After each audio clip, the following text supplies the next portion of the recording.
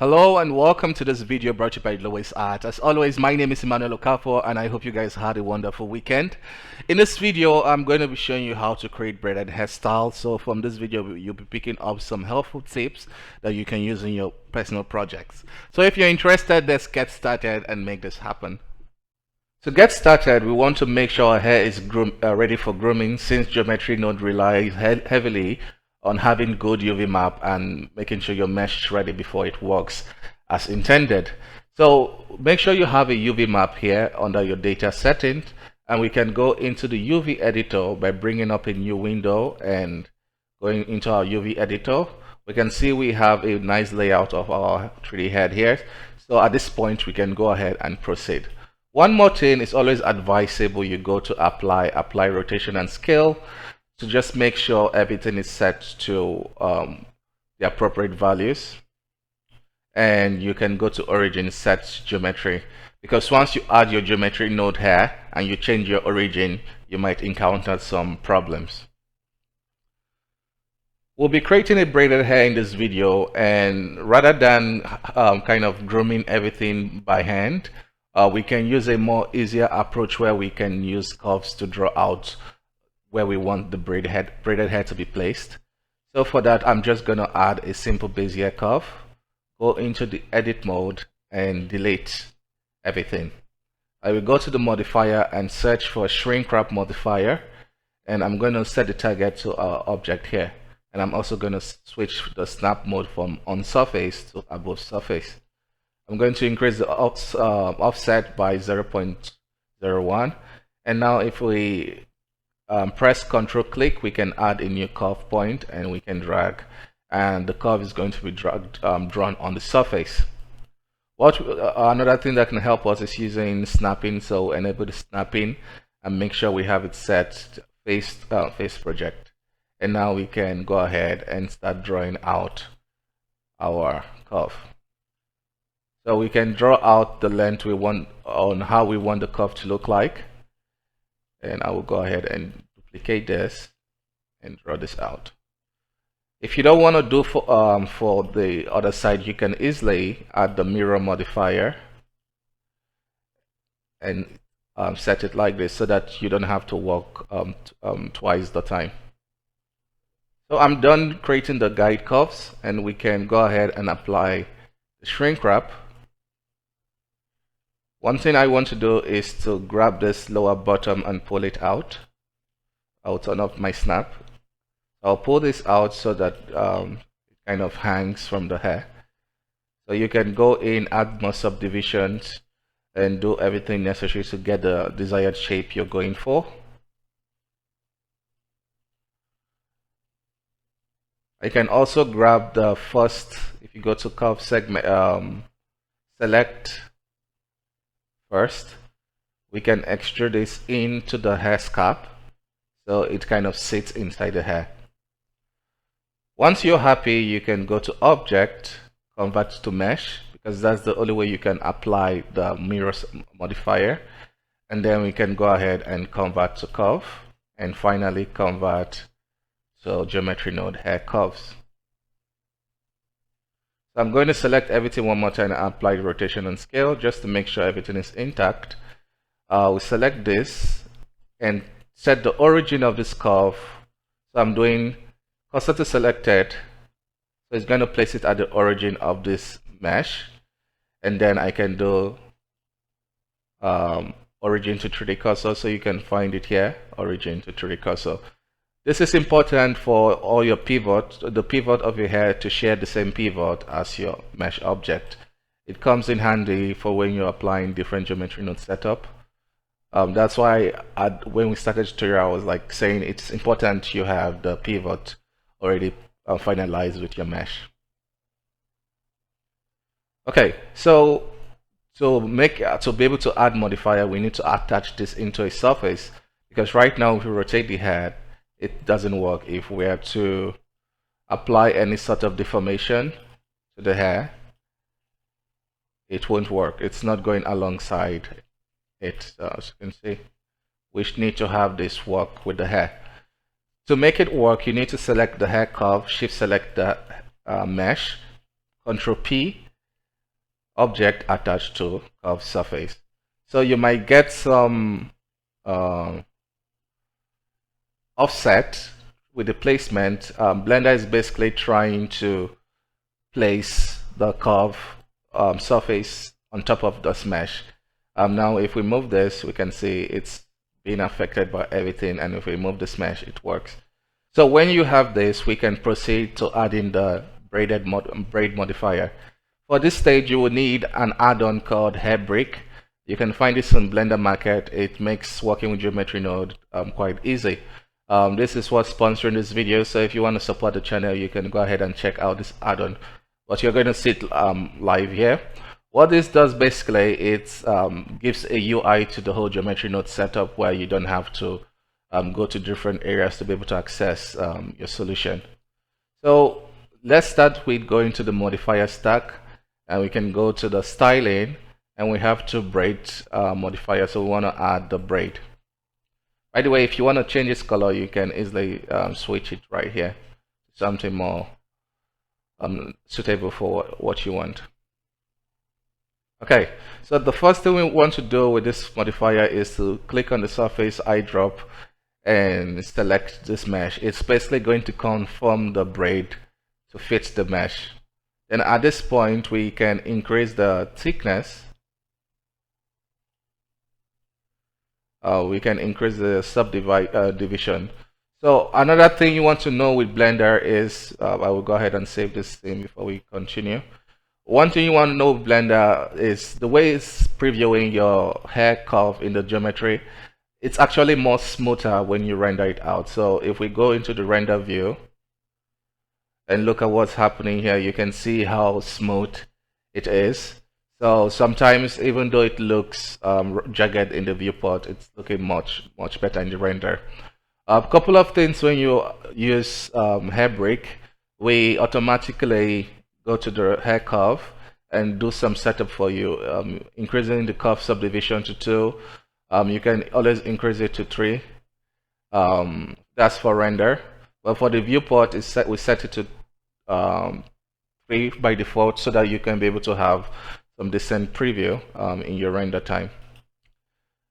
Okay, so we can proceed to start making some changes. You can always increase the amount of the braid.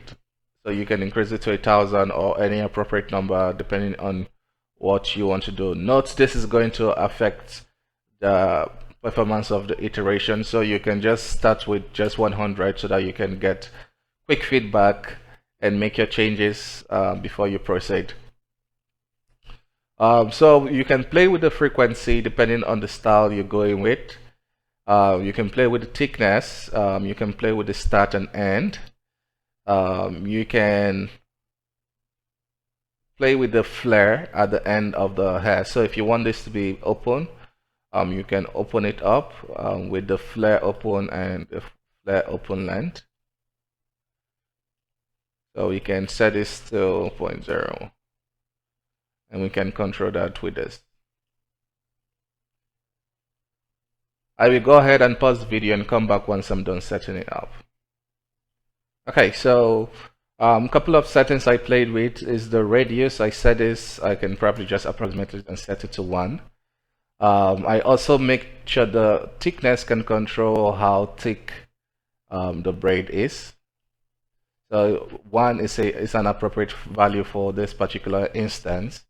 And then you can control the thickness, and you can even play with thickness shape. So for thickness shape, I'm going to try 0. It produces a much cleaner result. So you can play with the frequency depending on your needs. And this particular issue here, the minimum value of, so let's say 2. So the start value,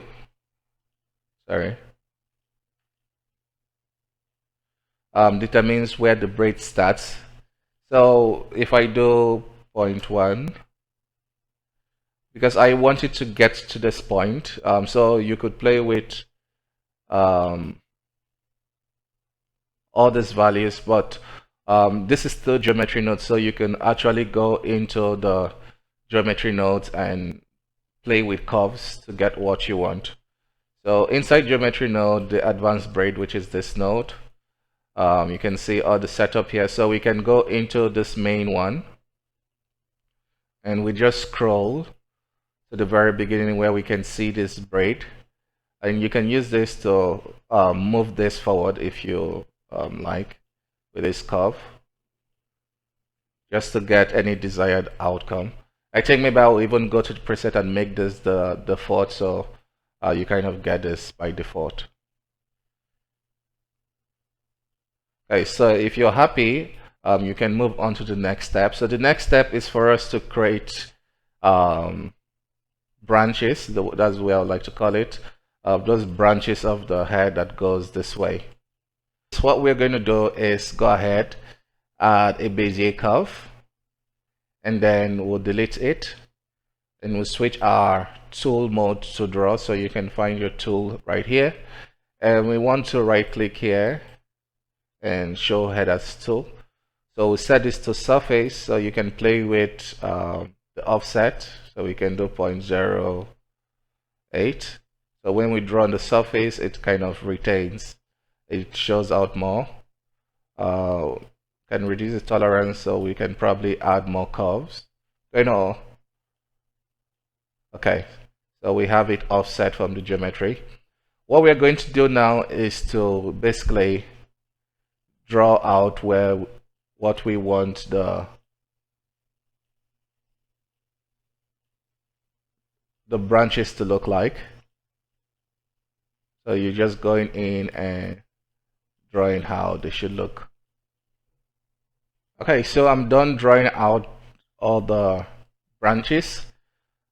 Now I'm going to, in the edit mode of the curve, I'm going to select first and extrude inwards.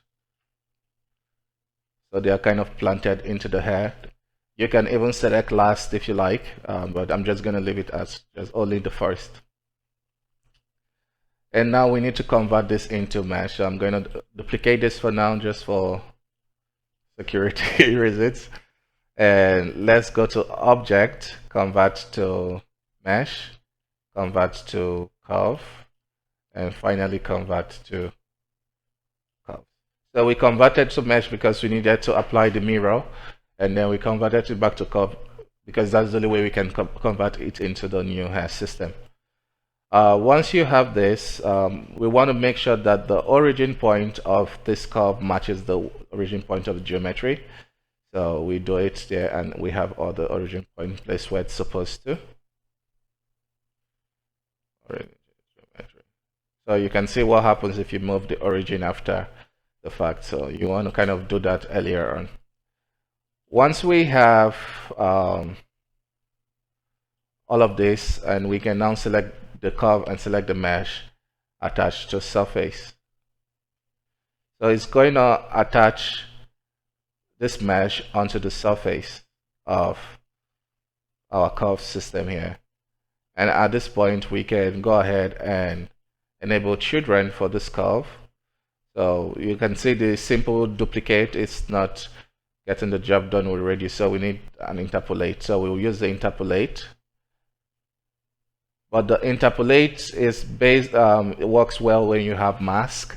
With this situation, I don't want to use mask, but I'm going to use the distance to guide value to control this. So we can gradually increase this till it fills up, so we can increase the count. And if we make them share the same material, Control L, link materials. For the viewport display, we'll make this less visible. You can start seeing it coming together.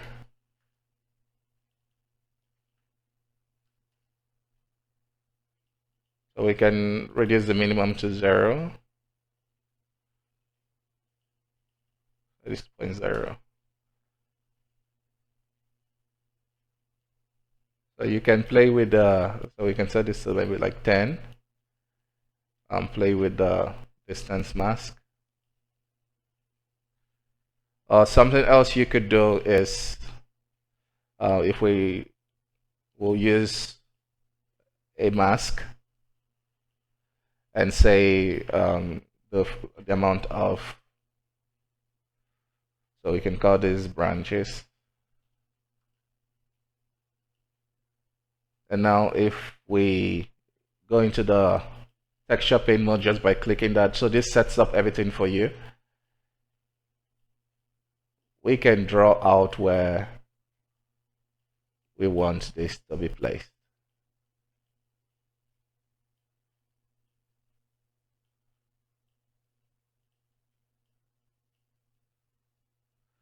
Okay, so let's do some cleanup. For this, I'm going to turn off the children for now and see how the guide curves are looking. They're a bit kind of dirty. Probably redo certain parts.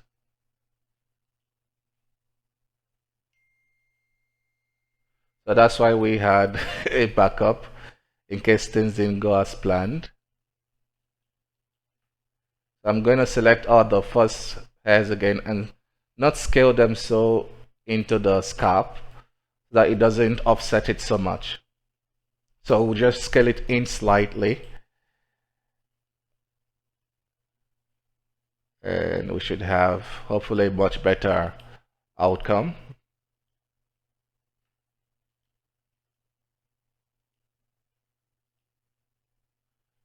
Okay, so this is happening because we have its that's a strand, so and it has no radius value. We can attempt the above surface. Okay, this is perfect. This is much better result since it's not so much above it. And we can just enable children for it, use interpolated and use the image we created earlier. We can see we're having a much better result. So we can come in here, use the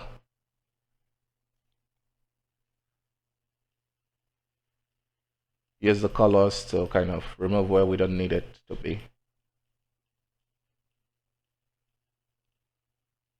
One thing you can also do, if you reduce the alpha, you can control, it's going to remove it but just barely. So we have a nice fall off for certain parts where it seems less.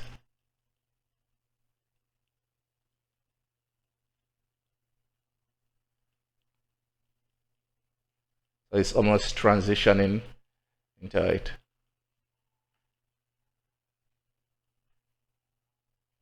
So there we go. We can make them share the same color. And we'll set it to black. And I'll switch this to studio. So we can see it coming together. Set the branch till maybe like 15 for the children and play with the hair radius.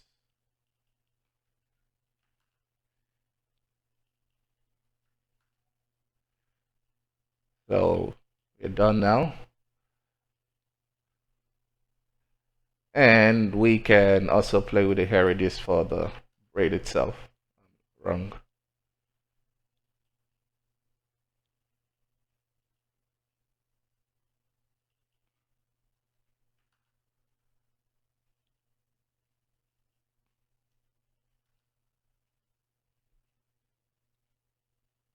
So there we go.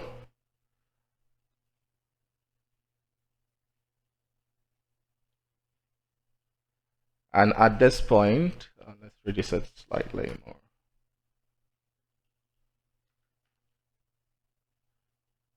We'll use, also if you see it's penetrating, what you can do is add a collision, need like a collision. No, the collision can be added, you can have like 10 working on top of each other. So if you have several modifiers, they can all be using collision. While we're here, let's add some more effects. So we can decide to add some clumping to the branch.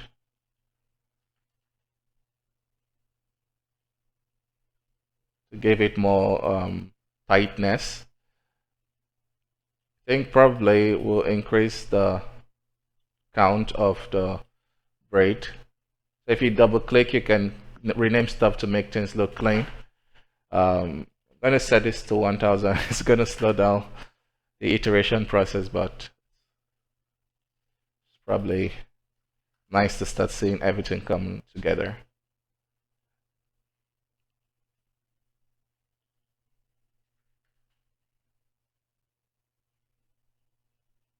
Okay, so back to the branches.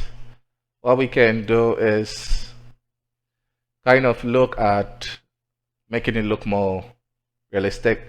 So a couple of things. If you want to kind of shrink the length, maybe you don't want it to touch, so we can go to Effect, Length.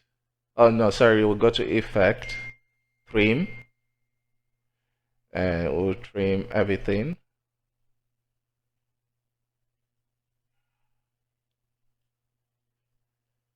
If you can use that to reduce it, or if you want to do it randomly, you can still do that, but I think I'm happy. Maybe what I'll add is like fray hair. So we have some hairs flying.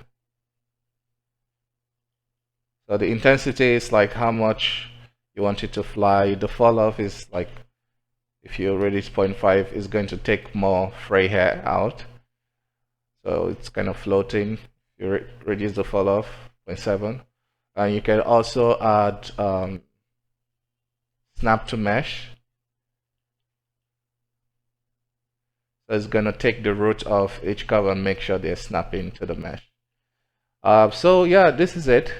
This is the result of what we're getting. We'll play with the materials and we'll make it black, not dark green.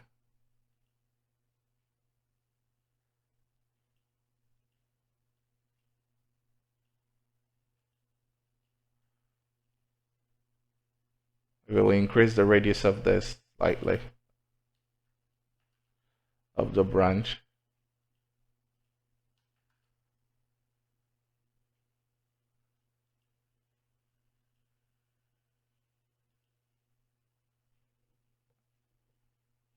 So at this point, you can go in and really start pushing stuff even some more. We'll get one render and see how it's looking.